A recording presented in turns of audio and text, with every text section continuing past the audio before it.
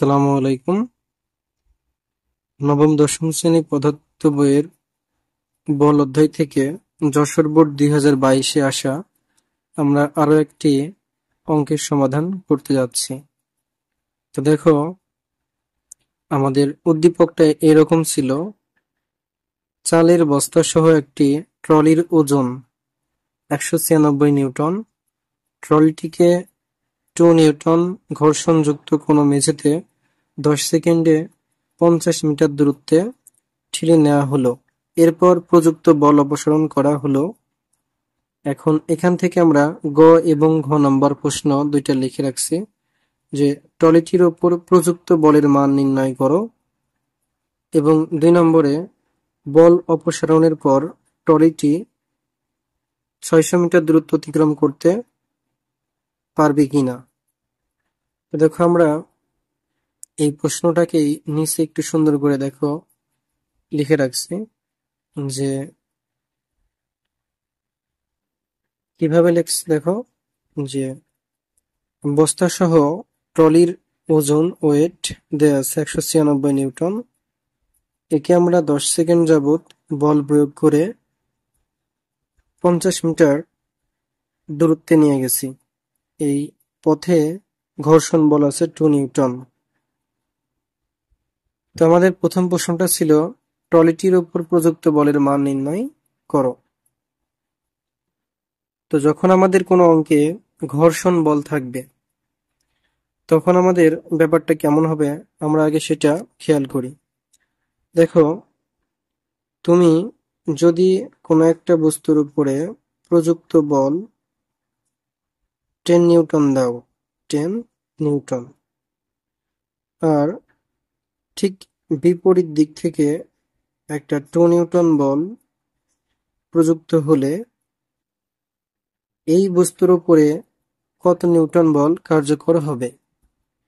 দেখো, এই 10 নিউটন বলকে যেহেতু ঠিক বিপরীত দিক থেকে 2 নিউটন বলে বাধা দেওয়া হচ্ছে, তাহলে এখানে কার্যকর বল হবে আসলে 10 minus 2 equal 8 নিউটন। তাহলে এখানে দেখো, আমাদের প্রযুক্ত বল আসলে এই 10 নিউটনটা কার্যকর বল যোগ বাধা, প্রযুক্ত বল সমান কার্যকর বল যোগ বাধাজনিত বল। তাহলে আমরা এখান থেকে এইরকম একটা সূত্র লিখতে পারবো। সূত্রটা এইরকম: প্রযুক্ত বল ইকুয়াল কার্যকর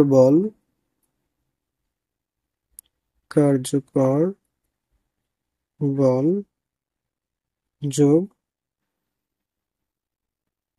বাধাজনিত বল।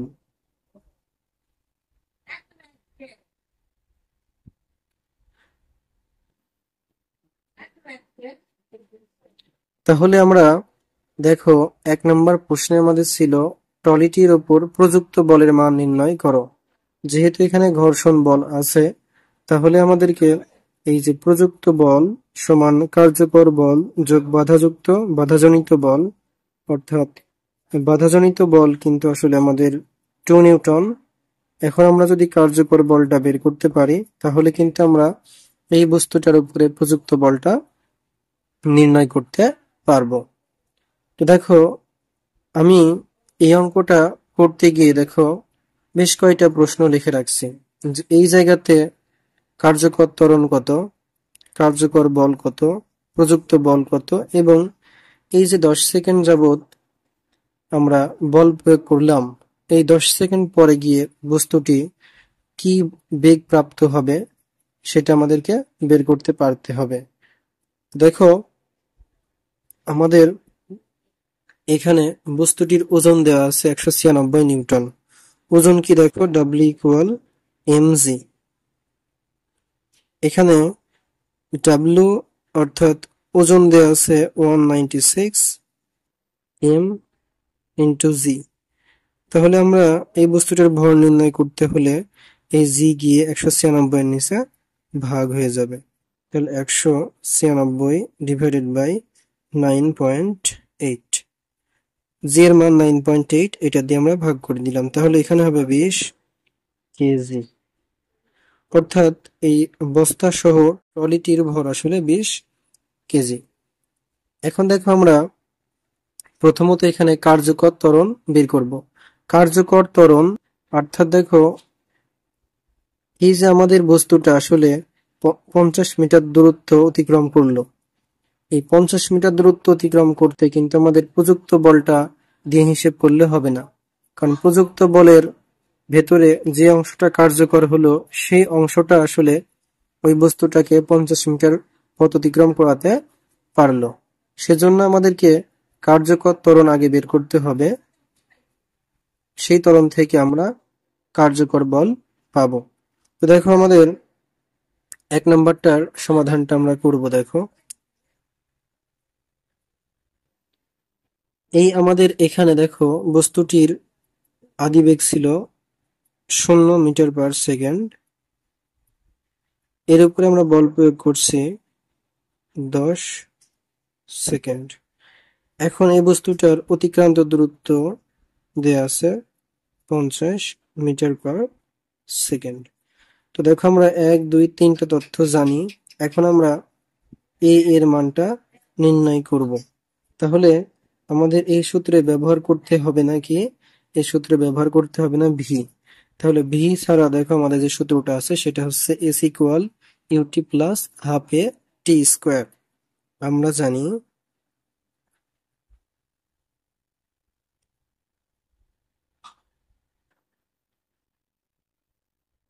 S equal U T plus half A T square. দেখো ইউ এর মানটা 0, অর্থাৎ ইউ আর টি যতই হোক না কেন গুণ করলেই পার্টটা 0 আসবে। আমি একবারে 0 লিখলাম। হাফ ইন্টু এ এর মান কত, এখানে আমরা এ এর মানটা বের করব, টি এর মান 10, এর উপরে স্কোয়ার। অতিক্রান্ত দূরত্ব এস এর মান আমাদের দেয়া আছে কত, এখানে 50 মিটার। এই থাকলো 50, হাফ ইন্টু এ ইন্টু 100, এই দুই দিয়ে আমরা 100-কে কাটাকাটি করে দিলে হয়ে যাবে 50। তাহলে 50 ইকুয়াল 50 এ।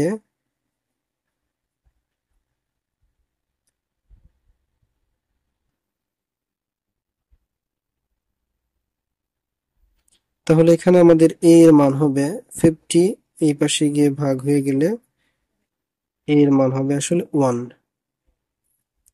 এই এ এর মান হচ্ছে কত, 1 মিটার পার সেকেন্ড স্কোয়ার। তাহলে আমরা দেখো এই বস্তুটার আমরা যে ত্বরণটা পেলাম এইটা কিন্তু আমাদের কার্যকর ত্বরণ। এখন আমরা 2 নাম্বারটা করতে পারবো। কার্যকর ত্বরণ যখন আমরা পেয়ে যাব তখন এই কার্যকর ত্বরণ দিয়ে যে বল পাবো সেটাই হবে আমাদের কার্যকর বল। আমরা এখন দেখো 2 নাম্বারটা সমাধান করব। অতএব কার্যকর বল F prime equal M A prime, এটাকে আমরা এ প্রাইম দিয়ে প্রকাশ করি। এম এর মান ছিল 20 আর এ প্রাইমের মান বের হলো 1। তাহলে আমাদের কার্যকর বল হবে 20 নিউটন। কার্যকর বল তুমি যখন পেয়ে যাবে তখন তুমি প্রযুক্ত বলটা নির্ণয় করতে পারবে। কারণ দেখো আমরা এই প্রযুক্ত বল ছিল কি কার্যকর বল প্লাস বাধাজনিত বল, এখানে আমাদের কার্যকর বল 20 নিউটন প্লাস বাধাজনিত বল দেওয়া আছে দেখো 2 নিউটন। তাহলে আমাদের প্রযুক্ত বল হবে 22 নিউটন।